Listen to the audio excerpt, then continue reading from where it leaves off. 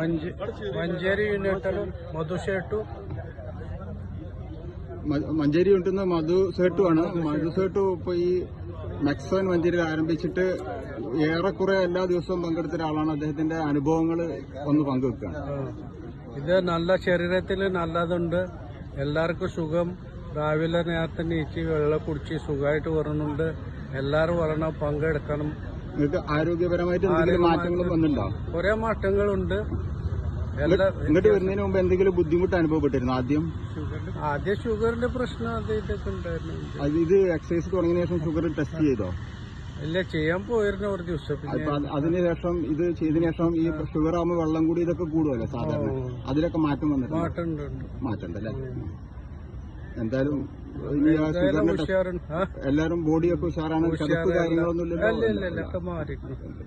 ഈ ഷുഗറുകാർ ശരി മൂത്രമൊഴിക്കൽ കൂടും. അത് കുറവുണ്ടോ?